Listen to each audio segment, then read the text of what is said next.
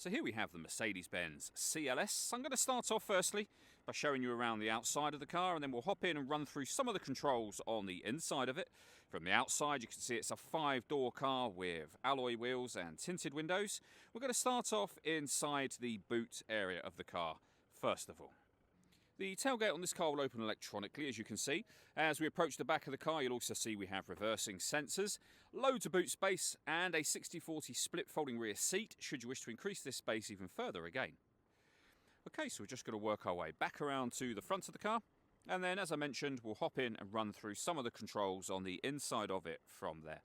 Now that we've done a full circle, though, you can see it's a great looking car and in fantastic condition the whole way round as well.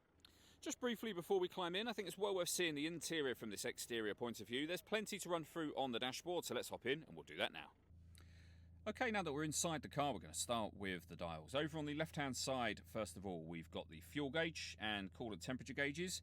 In the centre, you can see, firstly, the main speedometer.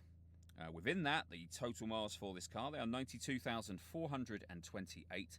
Below that, it will show you what gear this car is in. It's an automatic, so we are in park at the moment.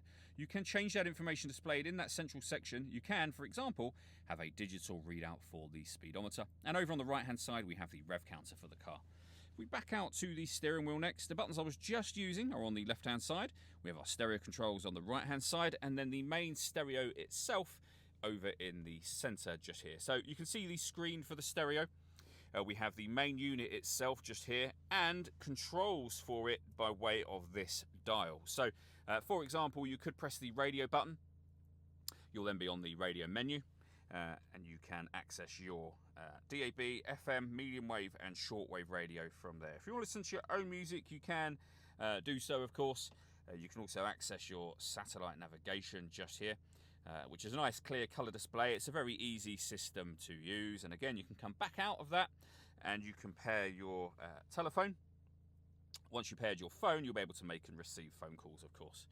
And as I say, you can do all of that using these buttons or the dial, or a combination of both, of course. We have the main volume for the stereo and our CD player there. The ability to answer and end phone calls once you paired your phone. With a heated driver seat and a heated passenger seat, both with 3 separate heat settings on each. You can turn your parking sensors on and off. You can put the car in eco mode as well. And then below that we have dual zone climate control. You can adjust the passenger temperature, the driver temperature. You can increase and decrease the fan speed. When you're happy with that, you can turn your air conditioning on and off from there. Or just hit auto. The car, which you can hear it doing, will maintain the temperature for you by taking full control of the fan speed and direction of the air, which you can override manually at any time. Within here, we have some storage and a 12-volt charging socket. You can then open this section here as well to reveal 2 cup holders. And of course, you have the dial that I explained just a moment ago. All that leaves me to say is thank you for taking the time to watch this video. If you'd like to come and see the car for yourself and have a test drive, please feel free to give us a call here at West Horsley Motors. We'd love to hear from you soon.